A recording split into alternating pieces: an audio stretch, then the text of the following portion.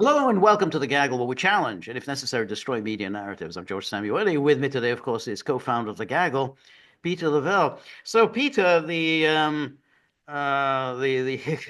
crisis, if we could call it that, in the stock markets, and now even to a certain extent in the bond markets, is ongoing, and in particular the trade war or the incipient trade war between China, particularly China and the United States, is bubbling along. The United States has now imposed 104% tariffs on China. China has essentially imposed 84% tariffs on the United States. And you'd have to say, I mean, leaving aside, the issues we've covered that already extensively, the rights and wrongs, the advantage, disadvantage of tariffs. Um, what is interesting, I mean, Trump has really revolutionized U.S. Policy. I mean, he has really undertaken something quite drastic. I mean, ever since 1945. And we don't yet know the full consequences.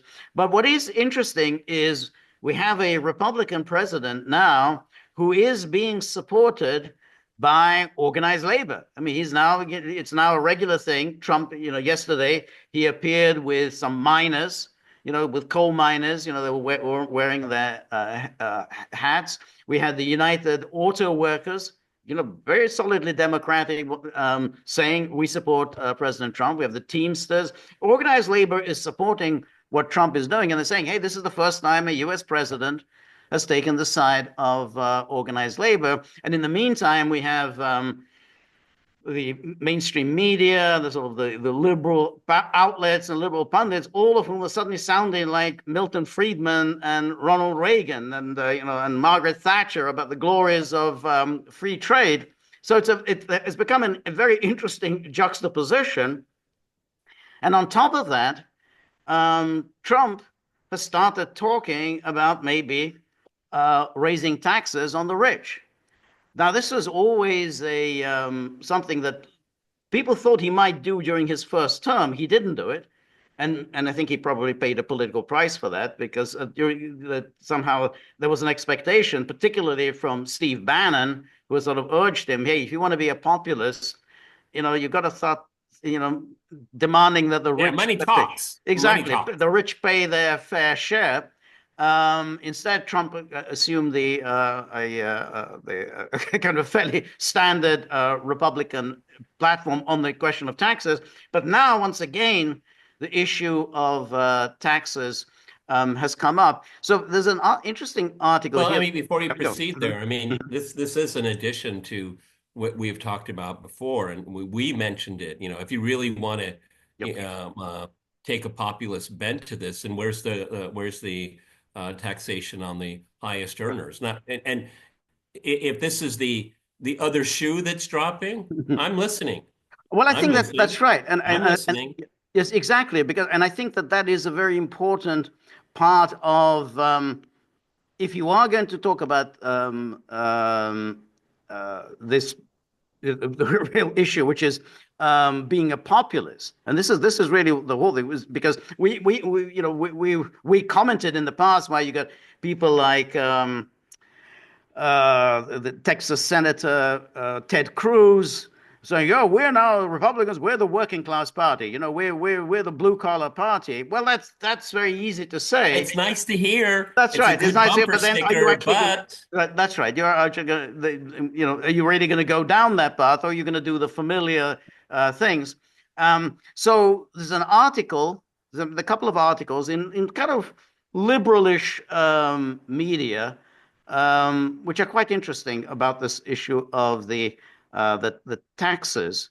And this is from Axios, yeah, which is kind of a fairly liberal, but the people who are on the insiders yeah, well, in I mean, Washington. MAGA doesn't read this on a daily basis. MAGA does not read this, yes. And so it says here the Trump administration is discussing a surprising option to help fulfill his campaign trail promises, allowing the richest American tax rates to rise in return for cutting taxes on tips. a senior White House official tells Axios. Now he's promised no taxes on tips, no taxes on overtime, and no taxes on Social Security. So he's basically saying there'll be no taxes at all on any of that. But then you have to then think, okay, well, no taxes there, but you then, where are you going to get some money? I mean, yes, you're going to raise money on the tariffs. I mean, that's a source of Yeah. revenue. Oh, wow. You're going to give a little bit of relief to the gig economy. Wow. Bravo. Right. Bravo. Well, okay, that's right. It's some relief, but then he says, okay, but in return, we're going to raise some money on the wealthy. So this says some White House officials believe letting income taxes on the very highest earners rise would buy breathing room on other priorities and help blunt Democrats' attacks as they seek to extend President Trump's 2017 Well, tax cuts. we'll stick a little star on the forehead of who said that. I mean, yeah, yeah. Right, but this is very interesting. He's a lame duck. I mean, this could save them in the midterms, George. Well, it certainly could save them in the midterms, but it also allows. I mean, the problem that Trump had going into the 2020 was he ultimately still was tarred as the rich man's president. I mean, he had come along. He said he's broken with the whole Reaganite orthodoxy. He goes, well, this is a populist, a nationalist, populist president, and he did pursue something. I mean, he did pursue tariffs and immigration controls during his first term, but then he came up with this tax plan, which wasn't at all popular, and that undercut the populist message. His lowest point in the polls collectively during his first term was when he signed the tax cut for the rich. Right, I think so. That's right. And at the moment, the Democrats who are fulminating about the tariffs, they're not doing well. Then they're undercutting their position because this should be a Democrat position. The Democrats should be saying, yeah, we need to help the working man. We got to absolutely make sure that a working man has a job and a good job, and that there'll be employment opportunities in the future. So we support protecting the working man. But the Democrats are attacking Trump for the tariffs. So now's the time, essentially, to really make that count and say, yeah, well, and the rich should pay their fair share.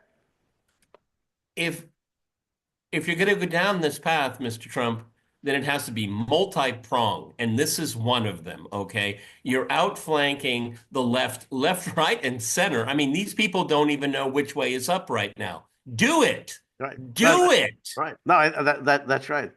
And then he goes on. By the numbers, currently the top income tax rate is 37%, charged on income above 609,000, blah, blah, for an individual, or 700, blah, blah, for a married couple. If the 2017 law were allowed to expire, that would jump to the pre-2018 rate of 39.6. Oh, wow, that's murderous, isn't it? Oh, that's murderous. Oh, no, I think there's also, of course, the issue of the carried interest loophole, which is how people who own stock avoid paying any kind of income tax.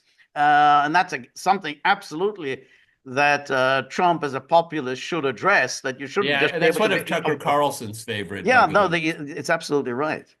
Because that's what the rich do. That's how they avoid paying taxes. They basically get paid in stock. So around 1% of the taxpayers are in that top bracket. And then as the GOP under Trump becomes more of the party of working class voters, the political risks of raising rich people's taxes are relatively small compared to the payoff of cutting taxes on tips in the growing service sector economy. And then it says a majority of Americans, including a plurality of Republicans, support raising taxes on wealthier individuals, polls have shown. And then here's yes, but. This is Axios. Yes, but many Republicans would be reluctant to go along, and that is absolutely all those Ted Cruz and John Thune and so on. They get a lot of donations, from the wealthy. And now that's going to be that's been a real serious problem for Republicans because you have this essentially the wealthy Oh yeah, class. and the same ones are going to give money to the Democrat. I'm Right. sorry. No, that Yeah, really. You're playing. They're playing the smallest violin in the world for me right now. no, that's right. But you win votes, but you have to win votes.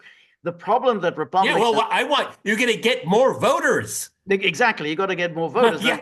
No, but the thing was that if you're just simply going to have, which is the problem that the Republicans had in the with particularly with the likes of Mitt Romney, you've only got a very small core support of the very wealthy, and that's not enough. What Trump did, he broke through and created, a new coalition. That's a new a nationalist populist coalition.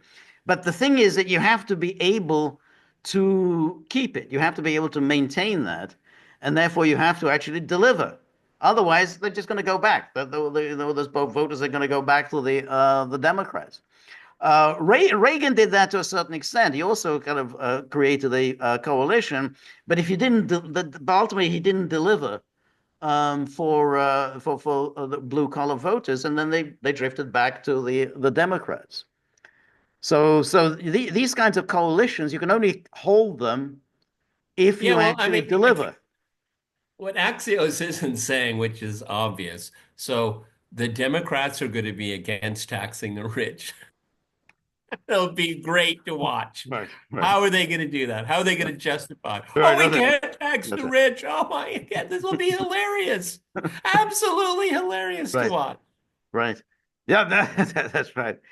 Then it says raising rates on top earners, even if only by 2.6 percentage points, would be anathema to many Republican donors and elected officials who have made tax cuts core to their party's brand. One thing, money, is the great philosopher Bob Dylan said, money doesn't talk, it screams. Okay.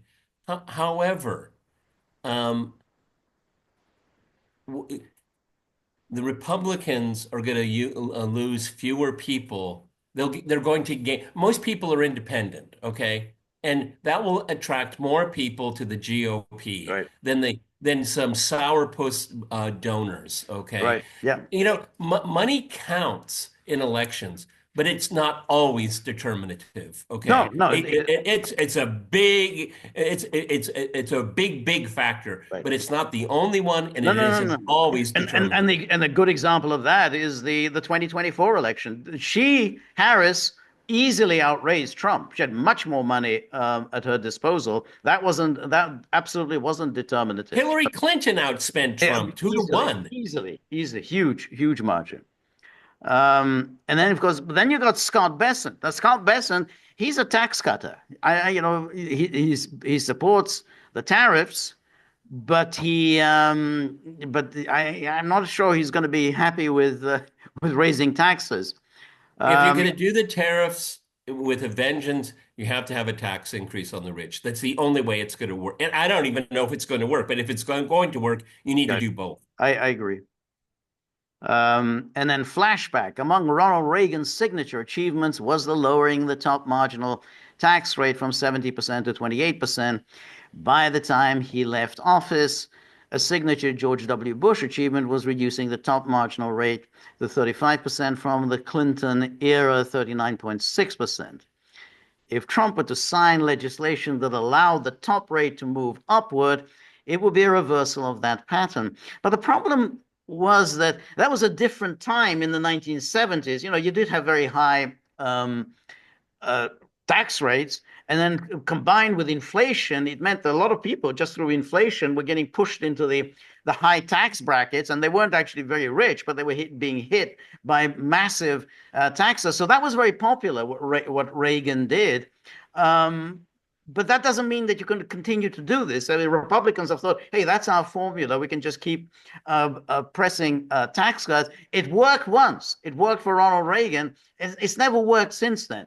Other presidents have raised taxes, and it didn't hurt them at all. Bill Clinton, one of his first acts, I think in 1993, was to raise taxes, and then he was overwhelmingly reelected in 1996. So don't assume tax cuts are gonna work for you.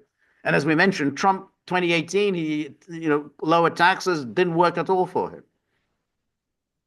And this is Semafor, another one of these kind of center-left, liberalish outlets. Trump told Republican senators he's open to raising taxes on highest earners. President Trump told Republican senators in private last week that he's open to raising tax rates on some of the highest earning Americans, according to three people familiar with the meeting. And then Trump's comments came during a sit-down about his agenda with Senate Budget Committee Republicans and Majority Leader Thune. Lindsey Graham, after Lindsey Graham asked Trump how he'd view a proposal to let taxes increase on the highest earners, the president replied that he'd be fine with the idea, three people told Semafor.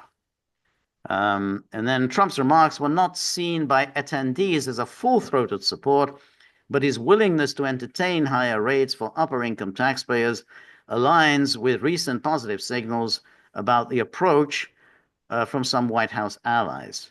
Letting tax rates rise for higher earners could help inoculate Republicans against Democratic charges that Trump's agenda breaks his promises to working-class voters who backed him in November. I mean, the thing, Trump has an opportunity really just to remold everything. Just, basically, you remold the political scene. You might as well. I mean, you've gone this far. You want to just keep going. I mean, you've already revolutionized. I agree. Yeah, I agree. Absolutely. Oh, yeah, that's one of the things that it makes people so disillusioned with politics is you can talk a big game, but when you're in the Oval Office, the oomph is out of it. I mean, what does Trump have to lose? He's not going to be. He No, can't be elected again. He no, might. George is right. Reshape the entire landscape right. because what we have now isn't working. No, it isn't. And then GOP lawmakers are pushing to extend Trump's 2017 tax cut laws by the end of the year to prevent increases across a wide swathe of income ranges, while also making good on some of Trump's newer tax proposals, including an end of taxes on tips and overtime pay. The 2017 law lowered the top tax rate, blah, blah, 39.6 to 37%. Republicans could decide to extend all of the tax cuts except for the top bracket, or even create another bracket for the highest income earners. That sounds like a plan. Yet there are already pockets of potential support in the GOP for higher taxes on upper income earners. House Freedom Caucus chair, that's the kind of sort of right-wing MAGA kind of House Freedom Caucus. Andy Harris said in a recent interview he'd be open to the idea, though he spoke for himself and not the conservative bloc he leads. If we slightly increase the rate on the highest earners or create a $1 million earner bracket, that's a little bit higher than the current highest level. I'd be okay with that. And then Josh Hawley, he's kind of the populist in the U.S. Senate, said a tax increase on high earners could be in play moving forward, though he's focused most on increasing the child tax credit as a way to deliver working class tax relief, an idea that Trump entertained supporting on the campaign trail. The Missourian posited that the revenue from tax increase on high earners could help finance the child tax credit expansion. And so this is a very interesting development, and we have to see, because this would certainly be a major reshaping of American politics, and the Democrats are absolutely very vulnerable. I mean, they're vulnerable. They've neglected the economic issues. They've instead seized on all these social cultural issues. They neglected well, I think tariffs, obviously, but the important thing, they neglected on the immigration issue, because immigration was absolutely undercutting wages of ordinary Americans, and they paid a very heavy price for maintaining this open borders And policy, which is absolutely detrimental to working class interests. absolutely, they paid a price. And I can't believe I'm about to say this, but it looks like some members of the GOP have a learning curve, Right. okay? Because if, particularly the MAGA movement, because these people are all in.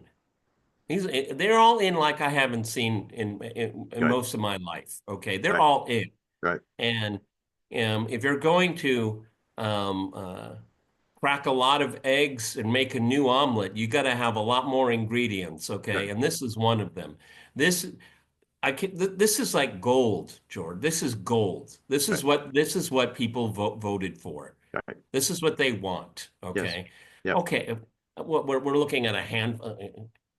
What, 10,000 people. Okay. Oh, boo-hoo for you. Yeah. Okay. Exactly. Okay, boo-hoo. So who Yeah. cares? Yeah. Okay. Yeah. And you know what? It works when you have good policy and good politics. Right. This is good politics and good No, policy. I agree. Absolutely. It's good policy and good politics. I mean, obviously it's good politics because it's it's Well, yeah, because it's the popular. Democrats will be But pissing in the wind. They won't know how to exactly. deal with this. That's right, and then it undercuts the familiar talk from the Democrats. The Robert Reich. Oh, Trump. He's a friend of the rich. He just wants the rich. On the back of the poor and all this. It's the familiar cry. But if you've got this, and you say, no, no, we're not. We're really not. We're going to cut taxes on people who are, the people who live on tips, the service economy, they're not wealthy. These are not wealthy people. So we're going to basically remove all that. Overtime pay, going to remove all that. Social security, remove all that. And so who's going to pay for that? Well, one source obviously is tariffs, but another source is the wealthy. The wealthy is going to have to pay a higher percentage. So that undercuts the Democrat cry against Republicans, and that's going to be a real problem for them because they've already got all all this the familiar cry. Oh, he's the rich man's president. He's only cares about the rich. This is actually very, very shrewd. Something he should have done in his first term. But we'll I see don't, whether he does it. But he seems open to doing this now.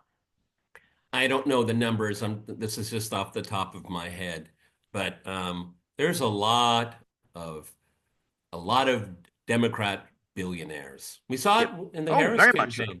Very Oh, much so. so taking a swipe at them. Yeah. Oh, that would be kind of fun. Okay. Well, absolutely. And that's Well, another.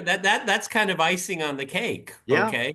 Because these are the people that these are the same kind of billionaires that they put a Black Lives Matter Yeah. on their Exactly. company That's logo. right. You know why, George? Do you think they care about black people? No. No, they just want you to talk about racism in America. There's racism in America. Yeah. Yeah. Okay. Yeah. And oh no, that you don't you pay your laborers, you pay them coolie wages. Right. Okay. Right. No, this I say bring it on. Yeah. Bring it No, on. that I Okay. think that's a And because yeah. it's not bad politics. I mean, this is Right. a plurality of Republicans agree with this. Do it. No, that's right. You're absolutely right. There's a lot of billionaires are Democrats, and that's something that Republicans just haven't understood. They're not your friends.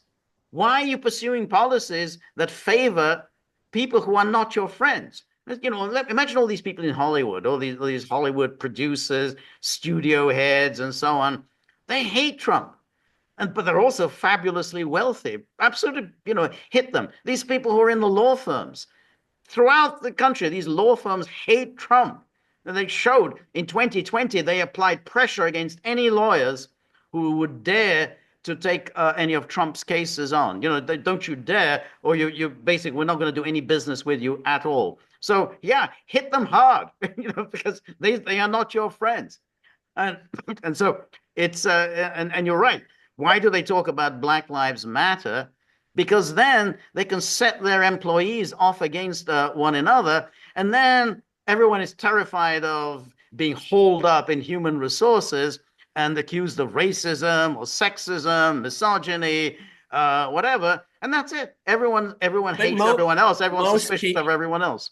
even as um, difficult and painful it is to be called one of those, name labels, most people would say, but I'm getting paid more. Right, That's kind of more right, important to me, right. But for that's me but and my family. You can it's call me whatever you want, that's okay? right. That's But right. if I can bring home Right. more, my family's going to love me, and I don't care what these rich billionaires Right, say. right. But of course that's the thing. If you're getting paid more, but if you're not getting paid very much, then essentially you are constantly in terror of losing your job, even the little that you get paid. You're in terror of losing your job because you're getting. I mean, there was Harvey Weinstein. Now Harvey Weinstein, we know everything that he did, but in his companies, that the companies that he ran, they had a very strict sexual harassment policy. You violated that policy, you were out on the street. So if you had a job working behind Harvey Weinstein, you were doing well. But hey, you violated anything, made an off-color remark, or behaved inappropriately, you were out on the street. For Harvey Weinstein, those rules didn't apply, and that's true about this whole billionaire class. The rules that they set for everyone else don't actually apply to them. They can behave like pigs because the company policy doesn't apply to them. It's the lowly Yeah. employees who have to be afraid. Well, okay. Well, you can call me a deplorable, but I got enough money for to put a down payment on a new car. Okay? That's right. That's right. Call me what you want. Right. And that's exactly how the conservatives in America, the Republican Party, should approach the whole thing. Right. Just throw it in their face. Yeah, Right. call me what you want. Right. I don't care. Right.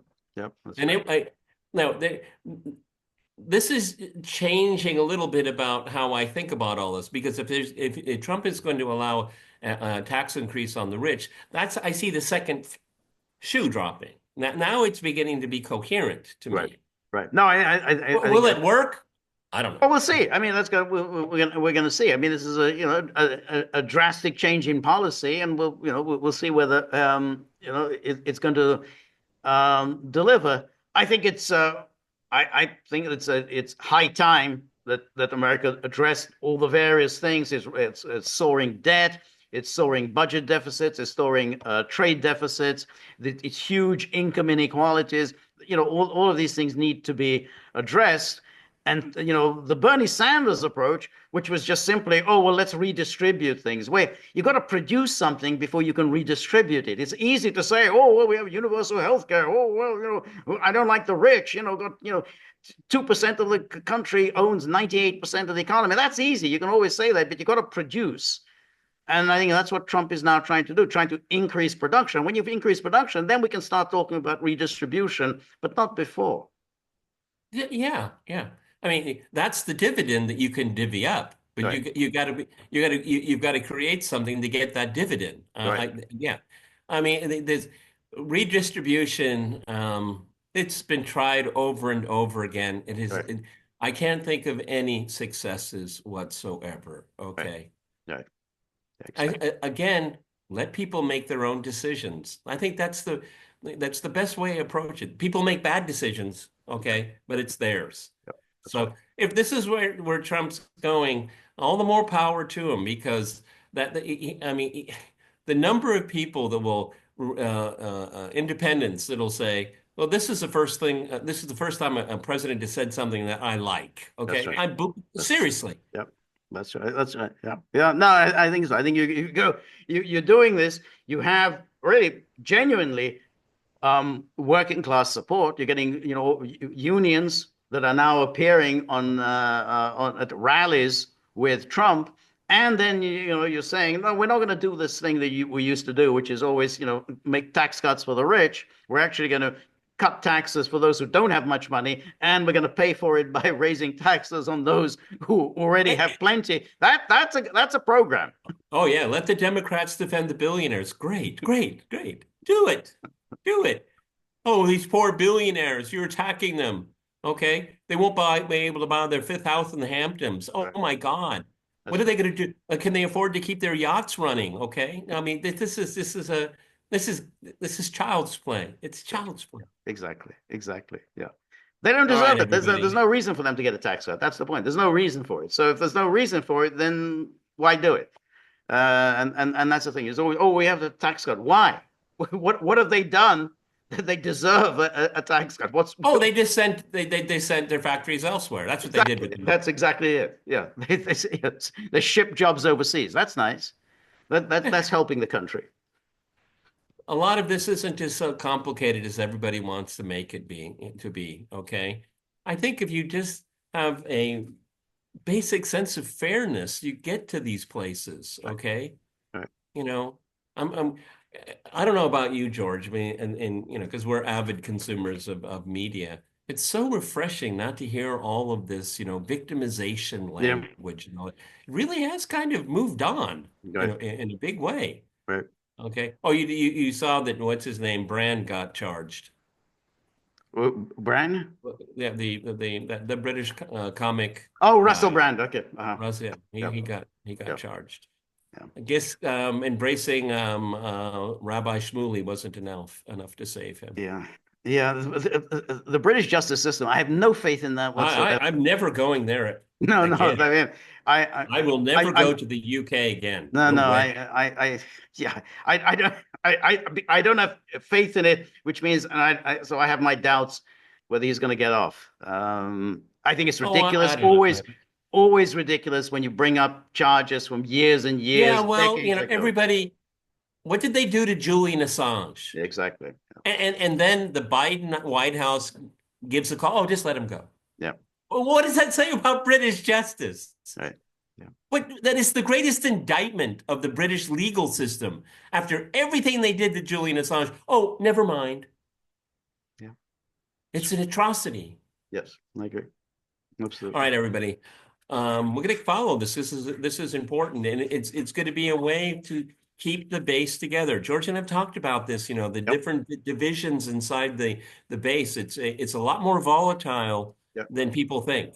Okay, so because MAGA means a lot of things to a lot of different people, but when you throw money into the equation, Right. that gets people's attention Right. No, really that's quick. that's exactly. If you're going to be a populist, then you have to be consistently a populist. No, not just in rhetoric. You have to deliver on policy. So that's why I think that these things are all important. They're intertwined, and we'll see. We'll see if it works. But it is a refreshing change. Okay. All right, everybody, we're going to keep an eye on this as usual. This is The Gaggle with Peter and George. We're on local, so please go to thegaggle.locals.com. This is our midweek wrap. George and I will reconvene on Friday. In the meantime, I will plug the tip jar. You hear this down here? Now, this is a chorus. That's right. Exactly. I understand elements of dog language, but I've been able to identify That's right. tip jar. Tip jar, exactly. I understand. They're very good at communicating. And also, a reminder: live stream tomorrow, 3 p.m. Eastern time. Please join me. But these dogs, they're getting angrier and angrier, and they hunt in packs. So when they're together in a pack, they're quite scary. So if you have paper, Bitcoin, and regular coin, anything at all, into the tip jar. One easy, swift motion. We're very grateful for all of your help, friendship, and support. The more you're able to donate, the more of these videos we can make, the more we can improve on the technology. And above all, we're going to be able to just unpack that pack because they scare me. So remember, if you like the gaggle, please like, share, and subscribe. See you soon. Bye-bye.